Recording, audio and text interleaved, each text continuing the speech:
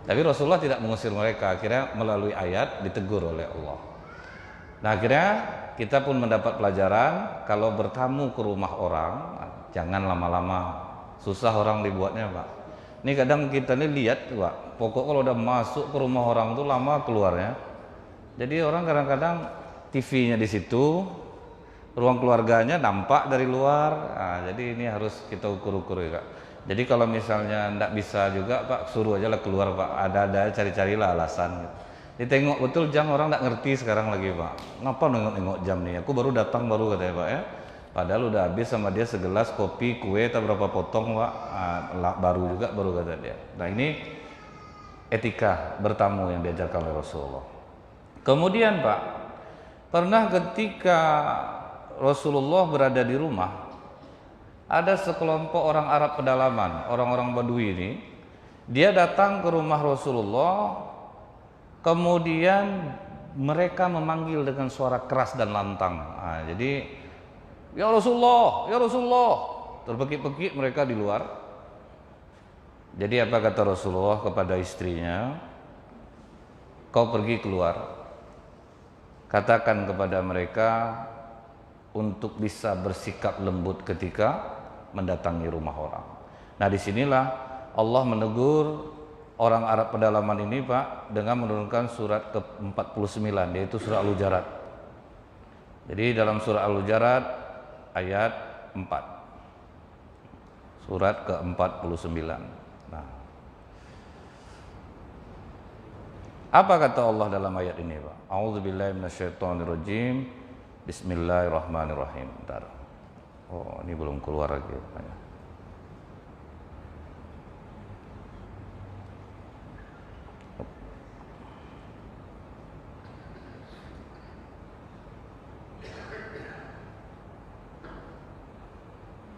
Innal ladzina yudadunaka min wara'il hujurati aktsaruhum la yaqilun. Jadi kata Allah dalam ayat ini, sesungguhnya orang-orang yang memanggil engkau Muhammad dari luar kamarmu, kebanyakan mereka tidak mengerti. Ini orang-orang yang tidak mengerti perlu untuk diberikan pengajaran. Walau annahum sabaru hatta takhruja ilaihim lakana khairal lahum wallahu ghafurur rahim. Dan sekiranya mereka bersabar sampai engkau keluar menemui mereka, tentu akan lebih baik bagi mereka dan Allah Maha Pengampun Maha Penyayang. Jadi kalau manggil orang itu tidak boleh dengan suara lantang, memekik-mekik dari luar. Sabar, jangan macam orang minta utang Pak ya, memekik-mekik di luar. Ini jangan sampai dilakukan, dan saya rasa semua kita sudah tahu dengan etika ini. Cuman Pak, yang menariknya memang sampai hari ini orang Arab pedalaman, orang Arab Badui ini memang bawaan mereka keras. Mereka agak sedikit kasar, memang begitu pembawaan mereka. Makanya mereka tidak mengerti ya Rasulullah, ditegur oleh Allah melalui ayat ini. Nah, jadi pernah Pak, pernah ada seseorang yang datang ke rumah Rasulullah menagih utang. Jadi bukan berarti Rasulullah itu tidak pernah ditagih orang Pak. Karena Rasulullah ini berhutang rata-rata bukan untuk pribadi dia Pak. Contoh waktu Umar bin Khattab marah kepada Rasulullah.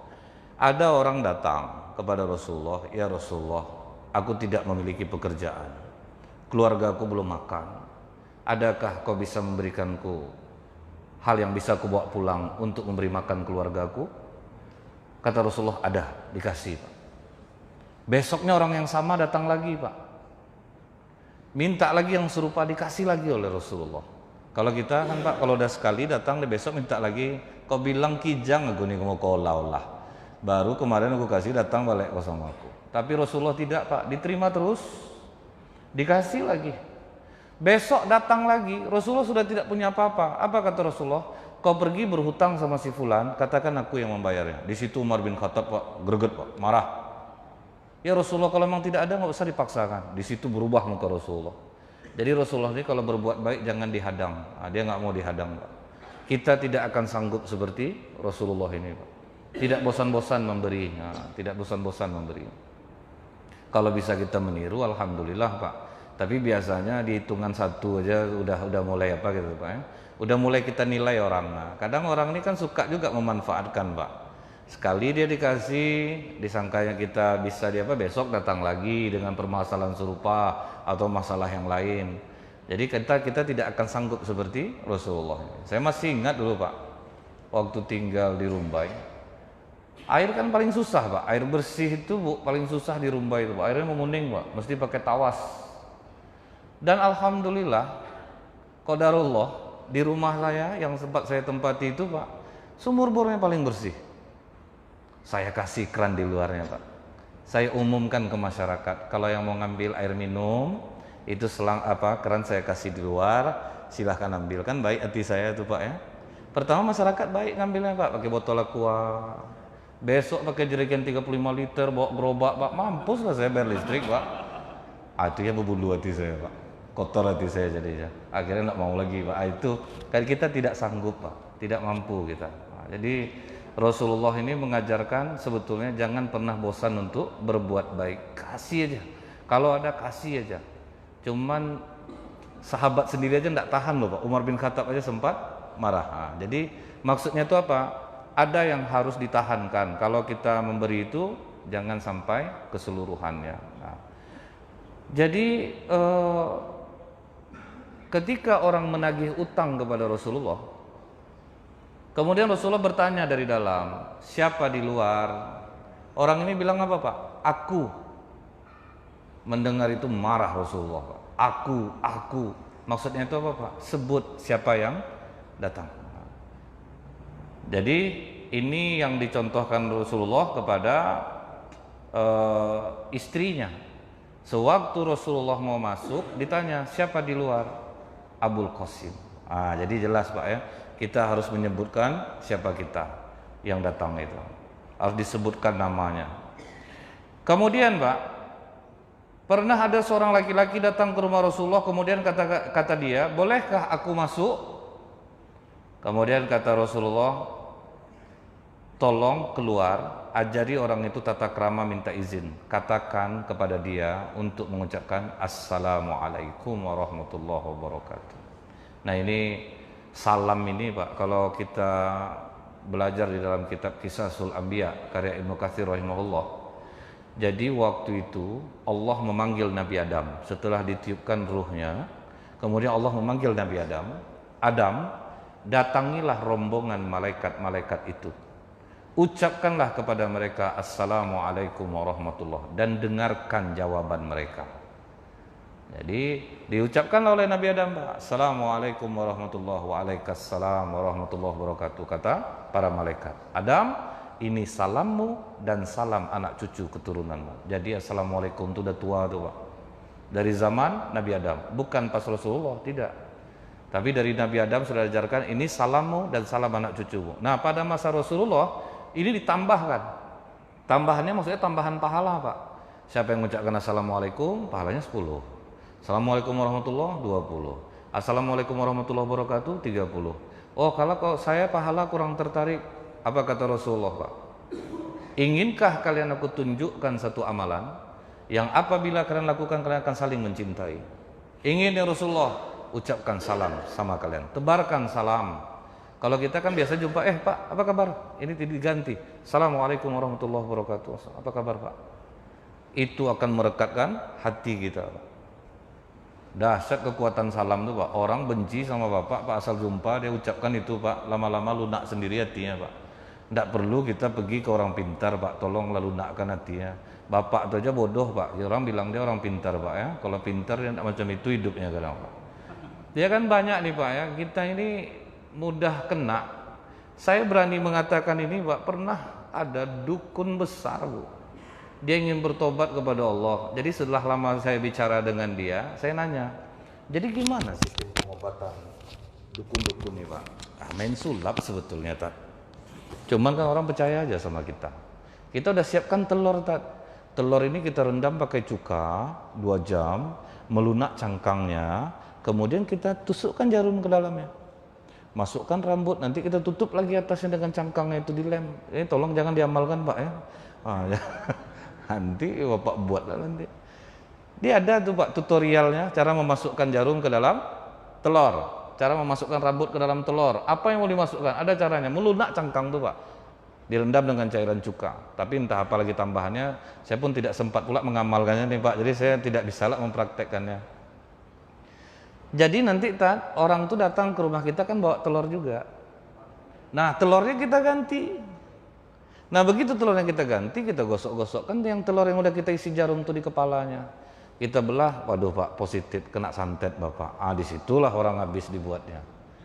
Jadi main sulap aja sebetulnya kata dia. Nah jadi sebenarnya tidak harus melunakkan hati orang dengan itu. Ternyata dengan ucapan salam bisa melunakkan hati orang. Kalau kita, kata Rasulullah, masuk rumah tidak mengucapkan salam, nempel setan satu. Bapak masuk tidak mengucapkan salam, nempel satu. Istri masuk rumah tidak mengucapkan salam, nempel dua. Anak masuk rumah tidak mengucapkan salam, nempel tiga. Makanya suasana rumah itu jadi panas Pak. Kecil masalah bisa jadi besar. Istri terpedas masak, suami tidak tahan berair matanya. Dan 16 tahun kita nikah tidak tahu juga ukuran cabai untuk abang dasar Minang kau nih. Datangnya abang jangan bawa kampung bang. Abang orang Melayu pemalas tuh abang enggak. Kau tutup mulut kau ya. Pantas saja mamak kau diceraikan sama bapak kau gini rupa mulut anaknya. Kan abang duluan. Kemana-mana ya dia Pak. Suruh terapi salam Pak. Yang ada masalah rumah tangga, terapi salam. Lengkap-lengkap sebutkan Pak. Masukkan doanya juga. Assalamualaikum warahmatullahi wabarakatuh. Istri menjawab pula waalaikumsalam warahmatullahi wabarakatuh. Itu kalau sampai waktunya Bu, terpedas betul istrinya masak, berair mata suaminya, istri udah ketakutan, pedas bang, enggak sayang, abang kalau makanan saya enak ini ingat abang almarhum bapak abang, pandai dia jadinya Pak, enggak marah dia jadinya, dia hilang, tidak emosi jadinya. Nampaknya ibu siap untuk mengamalkan ini. Nah, silakan Bu.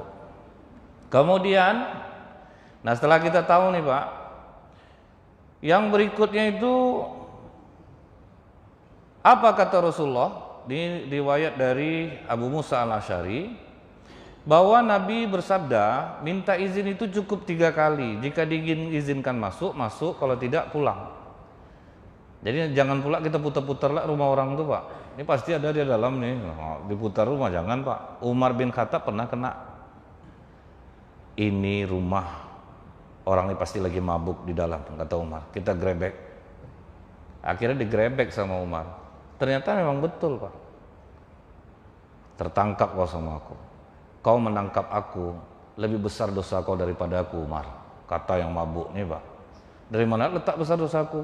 Padahal Rasulullah mengatakan la tahassasu. Tahulah dia Pak yang mabuk nih Pak. Jangan menguntit-untit aib orang, jangan mencari-cari kesalahan orang. Langsung minta maaf Umar Pak. Dia yang salah jadinya. Walaupun yang dikerebek ini benar, tapi cara Umar salah, mengintai-intai, menguntit-untit, mencari-cari kesalahan. Jadi nggak bisa kita kalau diizinkan masuk, kalau enggak. Cuman kalau ini diamalkan mungkin agak susah juga Pak ya. Untuk beberapa kasus mungkin dalam tanda kutip memang harus dibeginikan Pak, kalau enggak dikejutkan payah juga. Tetapi kalau ini dijalankan mungkin ada cara lain. Seperti Bu ya, penangkapan dukun-dukun di Arab Saudi itu kan dipasang CCTV itu Pak. Banyak dukun tuh Pak di Mekah itu, jangan Bapak kira enggak banyak Bu. Jadi mana-mana rumah yang dicurigai itu dipasang CCTV Pak. Jadi begitu datang pasien tuh digrebek. Dan itu bisa Bapak lihat penangkapan dukun di Arab Saudi. Itu nanti nampak Pak, ngeri sihir di sana tuh Pak. Nah jadi itu dilakukan karena memang keadaan yang menuntut untuk itu mungkin. Di zaman Rasulullah yang melakukan kejahatan itu mungkin tidak seberapa. Sampai hari ini pun Pak, di Arab Saudi itu 1 hari kejahatan di Amerika itu sama dengan setahun di Arab Saudi Pak. Saking kecilnya peluang orang untuk berbuat jahat. Jadi mengintai-ngintai orang itu tidak boleh. Kita ini banyak sebetulnya bisa menghindari maksiat Pak. Nampak orang udah berdua-dua di rumah, kasih tahu, Dek, jangan berdua-dua di sini Dek ya, pulang lagi ya. Cuman kadang kelakuan masyarakat kita ditunggunya orang buat aib dulu Pak. Pak RW, tuh nampak pacaran Pak RW. Tunggu 15 menit dulu, udah masuk di dalam. Berebutlah lah, Pak RW manjat dulu Pak RT di bawah. Udah Pak RW, belum lagi. Pak RW sedang menikmati lah di atas Pak kan. Tunggu lu gantian kita. Pak RW terus saja nampaknya untung. Saya tidak pernah dapat penggerebek aja saya dapat. Akhirnya mengintai aib Pak. Itu besar loh Pak dosanya. Sebetulnya bisa diminimalisir akhirnya orang berbuat maksiat dulu. Nah jadi makanya kata Abu Musa al-Asy'ari meriwayatkan hadis ini, kalau diizinkan masuk, masuk. Kalau tidak, pulang. Batasnya hanya 3 kali mengucapkan salam. Tapi ada juga ketika dia bertamu ke rumah orang Pak, Orang mengucapkan salam, dia tidak jawab. Dia jawab kecil di dalam. Akhirnya sebetulnya kata dia, aku sudah dengar salam kau dari pertama. Cuman karena kau orang soleh, aku pengen kau banyak mendoakan. Aku itu ada juga Pak, udah kesal hati orang Pak, baru digitukannya, karena udah enak juga ya Pak ya. Memang terhibur kita sudah tuh, tapi agak sakit juga hati dibuatnya. Dengar rupa tadi tidak dijawabnya rupa. Kemudian salah satu hal yang menakjubkan, Nabi mengajarkan permintaan di sini Pak, sepulang beliau dari peperangan. Detailnya Rasulullah itu Bu ya. Begitu pulang dari perang Pak, malam kata Rasulullah, jangan ada yang pulang malam ini.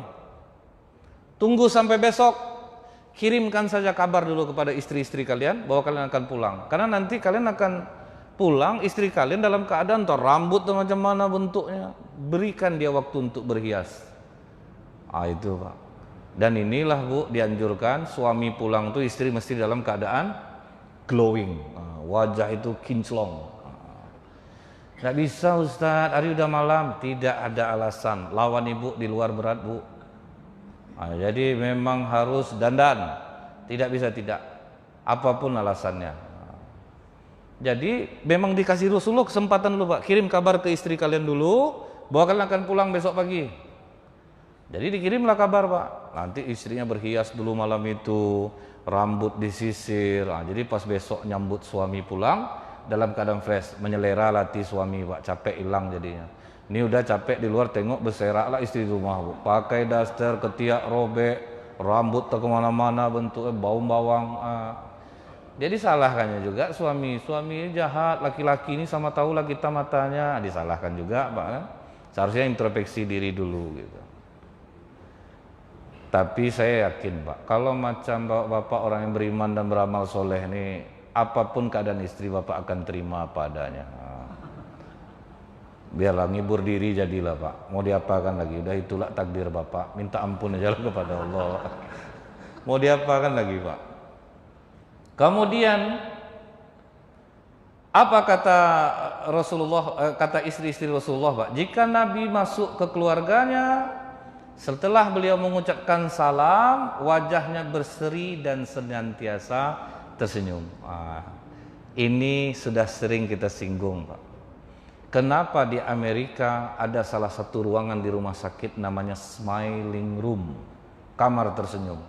Ternyata terbukti ketika orang tersenyum, yang keluar dari otaknya adalah hormon serotonin dan endorfin. Itu kekuatan menenangnya 100 kali lipat morfin Pak. Dahsyat enggak Pak? Senyum aja kita Bu ya, keluar hormon serotonin dan endorfin. Senyum ini ada dua, sidewise, drop jaw. Sidewise ini senyum yang dari hati yang paling dalam. Drop jaw itu senyum yang dibuat-buat, dan dua-duanya sama baiknya. Drop jaw ini Pak, misal kita masuk ke bank, datang teller, selamat pagi Bapak, ada yang bisa kami bantu? Itu drop jaw Pak, dia dibuat-buatnya, tapi hati kita senang dibuatnya Pak. Sampai tidak mau kita nabung tempat lain lagi, dah heranlah istri, abang buka 4 tabungan sama-sama, tempatnya semua bang. Karena itu itulah Bu, dia disambut, dihargai, senyuman, itu drop jaw, tapi dampaknya besar.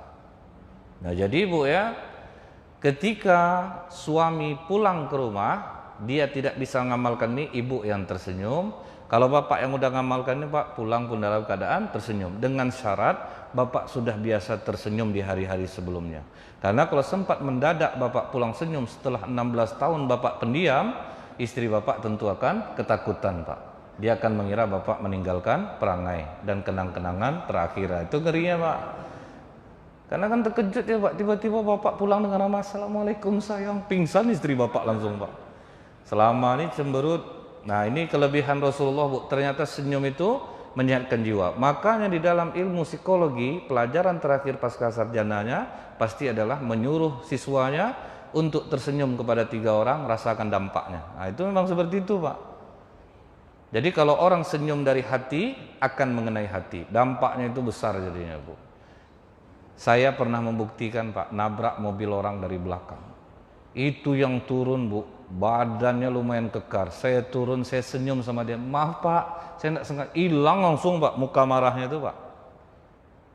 Itu kalau berhasil, kalau yang gagal saya jangan lanjut salah. Itu kalau yang berhasil Bu, kalau enggak juga, capek kita senyum, ngamuk juga dia. Tapi paling tidak kita menang Pak. Jangan kita menjawab memang kita salah, tidak perlu mencari alasan. Nah jadi latih-latihan lah Pak, Bapak kan punya HP kamera, boleh Bapak latih di ruang-ruangan tersembunyi untuk melatih diri supaya tersenyum. Tapi kalau memang gagal Pak, udah 6 kali memfoto, ternyata Bapak nyengir jadinya, ini jangan Bapak teruskan. Berarti Bapak memang orangnya pendiam tetapi penuh kasih sayang. Itu boleh juga Pak, tidak masalah. Cuman kadang ketika kita tersenyum tuh Pak, kita melemparkan aura positif kepada orang. Coba lah Pak, duduk kita sama orang pemenung Pak, ikut muka kita dibuatnya Pak. Itu enggak mungkin kita ketawa Pak di saat orang temenung Pak ya. Jadi 10 orang aja orang temenung dekat kita Bu, mati kita dibuatnya Pak. Dia enggak ada muka, cerungutnya semua Pak, kena hati kita ini dibuatnya. Tapi kalau suasananya ramah, senyum, waduh itu segar betul jiwa kita. Kemudian, nah ini lagi Pak. Suatu hari Rasulullah masuk ke rumah istrinya dengan dia melihat istrinya dalam busana santai. Busana santai ini artinya apa Bu? Rumah, di rumah Pak, dalam rumah biasa aja gayanya. Dan di situ ada Ibnu Ummi Maktum, sahabat Rasulullah. Istrinya dalam keadaan busana santai, di situ ada Ibnu Ummi Maktum. Apa kata Rasulullah menasihati istrinya? Apa kalian ada Ibnu Ummi Maktum, kalian berbusana seperti ini? Agak marah Rasulullah. Kemudian kata istrinya, Ibnu Ummi Maktum kan buta ya Rasulullah. Apakah kalian buta? Marah dia sama istrinya Pak. Walaupun dia orang buta, kalian kan tidak buta, kalian bisa melihat dia. Jadi tidak boleh, walaupun dekat orang buta, tetap busana harus dijaga. Itulah Rasulullah menasihati istrinya, jangan sampai dibiasakan berbusana seperti ini di depan orang buta. Orang buta tuh Pak, hati nengok kadang-kadang tuh Pak, dari suara aja bisa dia tahu Pak, ini mantap nih, ini kurang nih. Bapak pernah enggak dengar kisah nyata di Pekanbaru nih, orang buta berantem gara-gara nonton TV? Berkelahi Bu, saya bilang apa yang kalian pertengkarkan? Saya sedang nonton, bisa kau lihat, enggak dengar katanya kan, dengar aja bisa kelahi Pak. Nih syukurlah dijadikan Allah, buta aja berantemnya kerjanya Bu, sempat melihat dia Pak, apalah kelakuannya itu Pak ya. Jadi memang Allah ini Maha Kuasa Pak. Jadi memang ada orang diberinya kekurangan karena Allah sayang sama dia. Itu aja bisa dia berantem berdua. Belum lagi ada yang pacu lari lagi Bu, pakai sopirnya tuh Pak, bertaruh dia berdua, itu ada juga tuh Pak. Kelakuan enggak aja Bu. Nah jadi tidak boleh membuka aurat walaupun di depan orang buta. Nah jadi memang Rasulullah ini Bu pernah Tolhah bin Ubaidillah sedang ngobrol dengan Aisyah Pak. Kan sepupuan nih Pak, itu bukan mahramnya.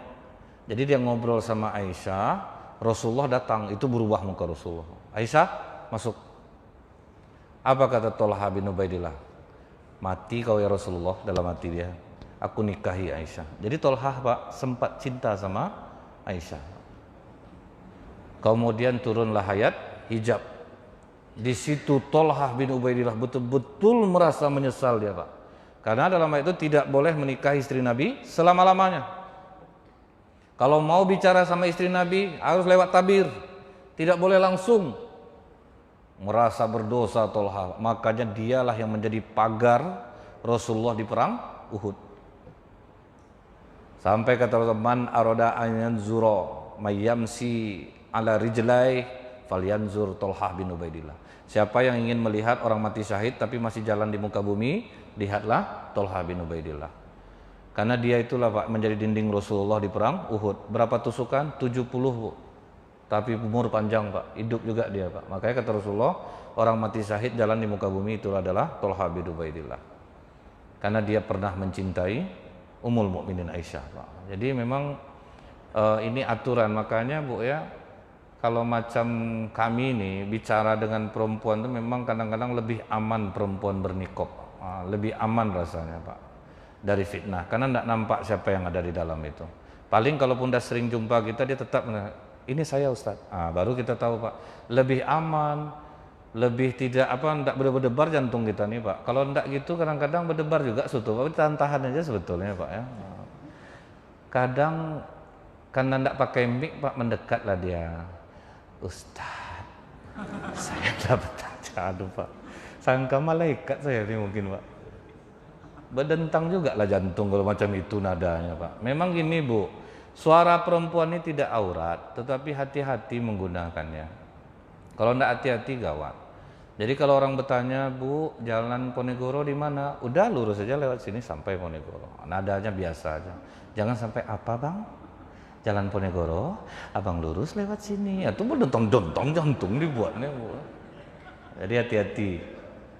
Jadi Rasulullah marah Pak sama istrinya, walaupun Ibnu Ummi Maktum ini buta. Nah Ibnu Ummi Maktum ini Pak, perlu kita ketahui, di zaman Rasulullah itu yang boleh azan itu cuma 2 orang. Ibnu Ummi Maktum, Bilal bin Rabah, yang bersuara bagus. Jadi tidak ada yang muazin maju tak gentar itu tidak boleh sebetulnya Pak. Pokoknya yang harus bagus suaranya, nggak boleh sembarangan. Kita ini aja kadang-kadang apalah saya mau belajar Ustaz, ya belajar lah sendiri, azan betul lah di rumah. Jangan kita ini udah dikasih Allah talenta yang berbeda-beda. Ini suaranya bagus, ini kurang. Jadi jangan dipaksakan. Dan ibu harus juga kerjasama Bu. Kadang ibu memuji, Abang azan masjid tadi Bang. Iya ngapa di bawang merinding adek dengar suara Abang. Itu candu dia azan jadinya Pak. Jujur aja Bang, mohon Abang azan tadi Bang. Iya deh Bang, usah lah Bang, mohon aku Bang. Udah banyak orang ngomong Bang, berdosa orang dengar suara Abang tuh Bang. Ini serinai, ini suara Abang. Mending dengar serinai ini lagi Bang. Nggak usah lah Bang azan. Jujur aja Bu, nggak usah dipuji. Bahaya akibatnya Pak. Kalau orang azannya ndak enak Bu, meloyo ti orang mau datang ke masjid tuh Pak.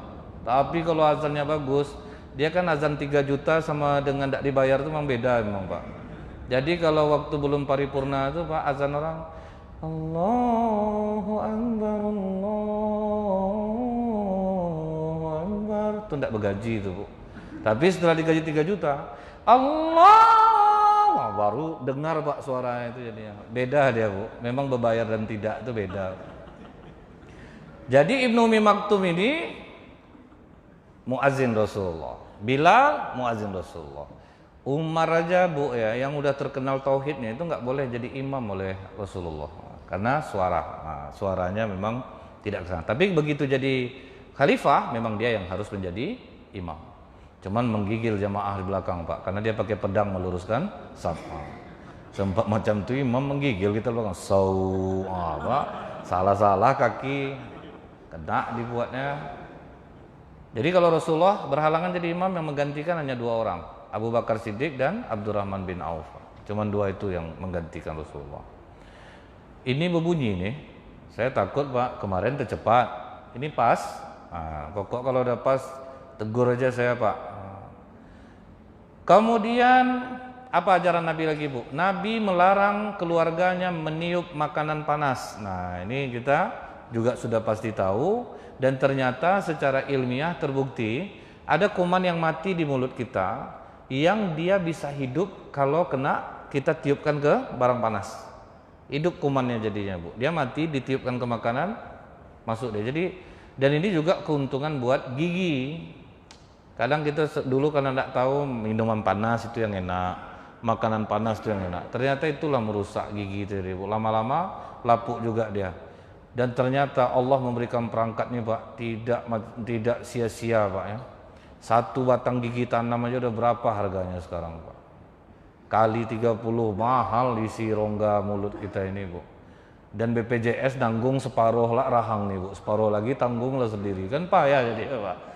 Memang kita menyia-nyiakan nikmat Allah ini rugi betul kita rasanya. Kemudian Pak, nah ini Bu, yang saya tidak sanggup dan mungkin kita semua tidak sanggup. Nabi makan 3 jari Pak.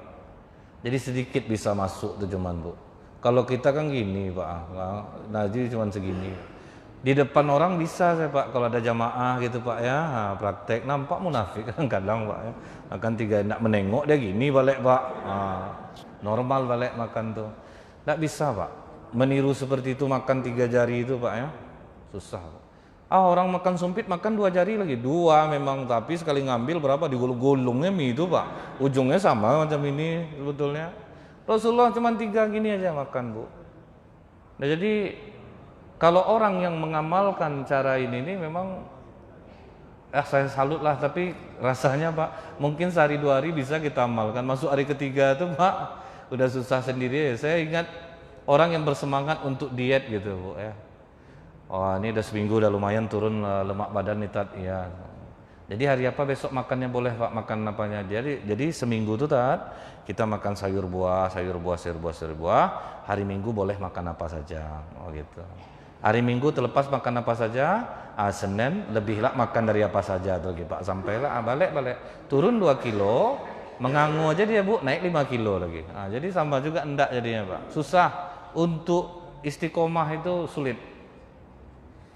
Kemudian yang berikutnya, kalau minum, Rasulullah meneguk air 3 kali tegukan dan tidak bernapas di dalam bejana.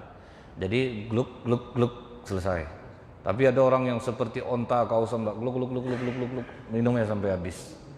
Jadi Rasulullah mengajarkan 3 kali berhenti, jangan bernapas di bejana, minum lagi. Karena memang kuman itu banyak Pak. Jadi kalau udah keluar dia berarti udah berkuman dia Bu. Kemudian Pak, yang berikutnya itu saat akan berangkat tidur. Nah ini kebiasaan Rasulullah Pak. Jadi termasuk di dalam kitab orang yang didoakan malaikat, salah satunya adalah orang yang beruduk sebelum tidur. Ketika orang beruduk sebelum tidur Bu, apa kata Rasulullah? Malaikat akan mengerumuni tubuhnya. Kemudian sambil berdoa, ya Allah ampunilah dia karena dia tidur dalam keadaan suci. Jadi dahsyat wudhu sebelum tidur. Karena apa Pak? Kita pasti tidak nyaman kan Pak. Kalau berwudhu sebelum tidur, kita mau tidur kenalah air. Tapi inilah keutamaannya rupanya Bu. Terjaga jadinya Pak. Kadang kan sihir ini masuk malam hari. Mengembuskan buhul itu kan sihir itu hanya bisa malam hari. Kalau tubuh kita sudah dijaga malaikat, tentu udah aman Bu. Udah safety Pak. Tidak perlu penjagaan yang hendak-hendak dipasang di dinding rumah ini itu segala macam. Cukup dengan wudhu sebelum tidur, insya Allah kita akan terjaga dari bahaya yang akan menyerang kita dalam bentuk kegaiban. Kemudian Rasulullah ini Pak, kalau ada wanita-wanita yang mengunjunginya untuk meminta penjelasan rinci tentang masalah perempuan, makanya kalau ibu-ibu, kalau mau bertanya soal fikih wanita, jangan undang ustaz, undang ustazah Bu. Rasulullah pun Pak menjelaskannya ke Aisyah. Dijelaskan ke Aisyah, nanti Aisyah yang menjelaskan kepada perempuan-perempuan itu. Nah jadi Bu ya, istri-istri Rasulullah yang lain itu susah untuk cemburu sama Aisyah Pak. Karena memang Aisyah ini punya talent yang berbeda. Dia cerdas Pak. Jadi kalau waktu Zainab tidak senang kepada Aisyah itu, Aisyah minta kesempatan sama Rasulullah, ini boleh aku lawan enggak ya Rasulullah? Karena Zainab kan ngomong terus Pak. Akhirnya kata Rasulullah, jawab Aisyah. Dijawab oleh Aisyah, sampai terdiam pula Zainab. Maka kata Rasulullah, itu yang membuat dia berbeda dari kalian. Itu Pak, punya istri cerdas. Dan anehnya Pak, memang setiap kali Rasulullah bermalam di rumah Ummul Mukminin Aisyah, ayat turunnya di situ terus Pak. Belum ada di rumah istri yang lain. Di rumah Aisyah lah ayat banyak turun itu. Jadi Aisyah inilah yang menjelaskan kepada perempuan-perempuan itu. Tidak Rasulullah langsung menjelaskan.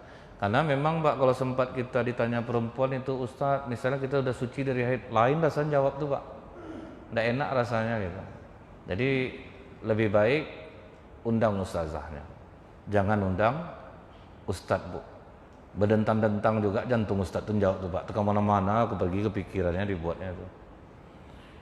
Kemudian yang berikutnya Pak,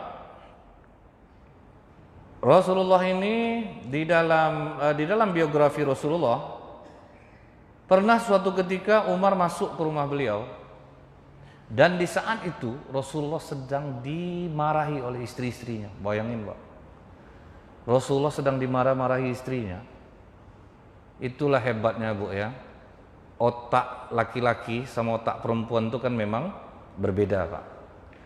Otak laki-laki itu Bu, dia besar tetapi dia banyak abu-abu, yang berwarna abu-abu. Makanya laki-laki itu agak kurang dia untuk bicara. Kalau perempuan, putihnya lebih banyak Pak di otaknya. Makanya perempuan itu minimal dia ngomong dalam satu hari itu 20.000 kata, Pak. Kalau laki-laki cuman 7.000, Pak. Itu faktanya, Bu. Jadi Rasulullah tuh memahami itu, Pak. Ketika istri cerewet, karena dia dalam 20.000 kata itu pasti ada penyampaian yang salah. Rasulullah karena memahami itu dia diam.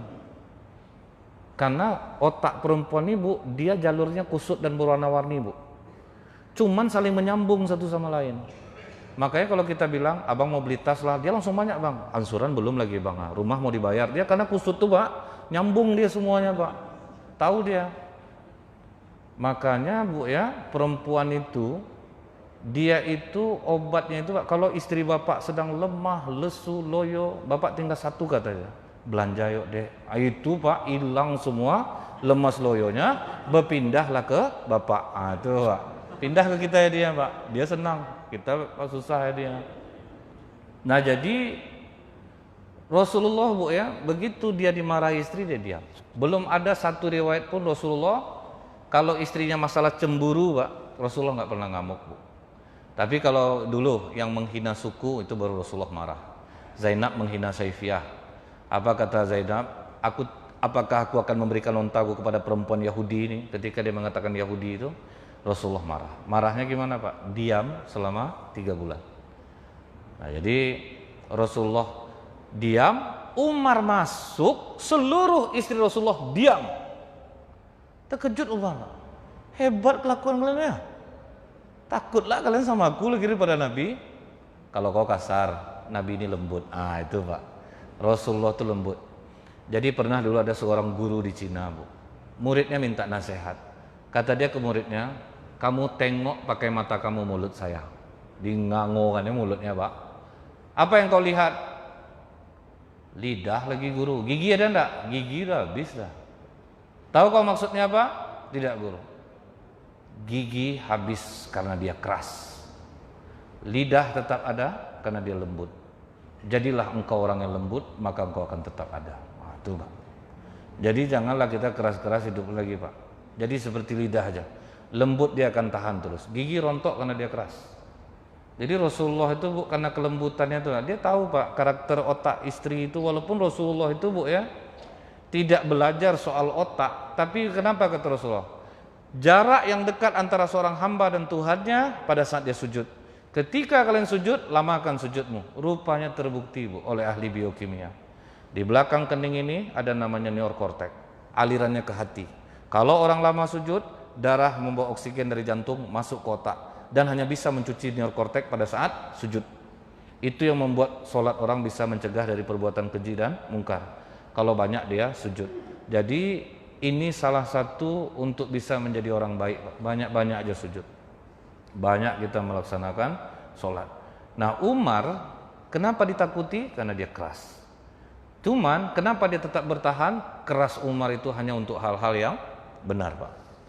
Dia tidak keras apa, Bu? Buktinya Umar ini sama cucu sayang, sama anak sayang. Cuman ketika ada beberapa waktu itu dia memang marah. Dan ternyata kemarahan Umar ini rata-rata dibenarkan oleh Allah, Pak. Contohnya masalah perdebatan di Perang Badar. Itu Allah memihak Umar bin Khattab daripada pendapat Abu Bakar Siddiq mengenai tawanan yang 70 orang yang harus dibebaskan. Itu justru Rasulullah nangis. Umar jalan. Umar bertanya, kenapa kau menangis ya Rasulullah? Rasulullah terus menangis. Kata Umar, kalaupun kau tidak menceritakannya Rasulullah, izinkan aku menangis bersamamu. Tidak tahu masalah, tidaklah. Pokok nangis saja lah kita sama-sama. Itulah loyalitas sahabat, Pak. Akhirnya kata Rasulullah, Allah marah kepadaku Umar. Kemarin aku menerima pendapat Abu Bakar Siddiq membebaskan tawanan dengan uang jaminan. Ternyata Allah lebih memilih pendapatmu Umar untuk menghabisi semua tawanan itu. Tapi ini semua sudah terlanjur. Andaikan Allah menurunkan azabnya pada saat ini Umar, hanya kau yang selamat. Jadi karakter ini memang dibutuhkan dalam Islam, Pak. Ada kita yang tegas, keras, ada memang yang lembut. Yang lembut tetaplah dengan lembutnya, yang tegas tetap dengan tegasnya. Jangan jadi orang lain, Pak. Gunakan ketegasan itu untuk kebenaran. Karena itu memang tidak bisa dipungkiri. Kalau lembut kita semuanya, Pak, lampu merah pasti macet, Pak. Itu udah jelas. Pas lampu hijau, Pak, duluan, Pak. Enggak, duluan ya, duluan. Pergi minggir semuanya, datang belakang, kan payah jadi hidup macam itu, Pak. Jadi dibutuhkan yang tegas itu. Karena kalau tidak ada yang tegas susah juga. Jadi Rasulullah juga tidak menyalahkan sifat Umar bin Khattab yang tegas itu. Udah berbunyi, Pak? Oh, belum. Oke. Kemudian yang berikutnya lagi, Pak. Pernah ketika sedang mengimami sholat asar, Rasulullah teringat, Bu, dia punya emas secuil di rumah. Sedang sholat, ingat dia emas. Itu habis sholat, Rasulullah langsung pulang. Emas ini telah menggangguku dalam sholat. Maka dibagikan sampai habis, Pak. Jadi Rasulullah itu tidak bisa ada harta di rumahnya, pasti dia bagikan. Karena memang, Bu, ini sebetulnya warning bagi kita umat Islam, Pak. Jangan sampai harta kekayaan itu berhenti di kita saja. Selalulah berbagi. Kalaupun kita tidak mampu seperti Rasulullah, Pak, paling tidak gemar berbagi inilah, Pak. Karena sedekah ini kan tidak dalam bentuk uang aja, Pak. Tenaga, pikiran, menunjukkan jalan orang yang tersesat, mengangkatkan beban orang yang keberatan, itu kan semua sedekah, Pak. Jadi tidak ada alasan kita tidak bisa bersedekah. Karena, Bu, faktor dunia ini memang betul-betul mengganggu kita, Pak. Uang mengatakan, kejar aku, lupakan segalanya. Maka kalau udah masalah uang, Pak, hilang adik-beradik, Pak. Hilang kawan. Soleh orang bisa hilang solehnya, Pak, gara-gara uang. Itulah kelakuan uang. Kalau kata masa depan, raih aku, lupakan segalanya. Akhirnya, nak, kau pokok sekolah di sini, nak, ya. Nanti kalau dari sini bisa dapat kerja. Jangan kau sekolah agama ini Pak yang tidak dapat kerja. Itu, Pak. Masa depan itu disuruhnya kejar aku, lupakan segalanya. Jangan kalian pikirkan yang pokoknya raih aku. Apapun jalannya. Mau jadi pejabat, bayar berapa bayar. Mau anak masuk sekolah asal bisa, nak saya masuk di sini, Bu, berapapun saya bayar. Kita bayar. Itu kata masa depan. Kata waktu, ikuti aku, lupakan segalanya. Pokoknya kalian main aja HP, mau berapa jam, mau main game, lupakan segalanya. Tapi kata Allah, dekati aku berikan segalanya. Nah, jadi itulah, Pak, kajian kita malam ini. Subhanakallahumma bihamdika, asyhadu alla ilaha illa anta, astaghfiruka wa atubu ilaik. Assalamualaikum warahmatullahi wabarakatuh.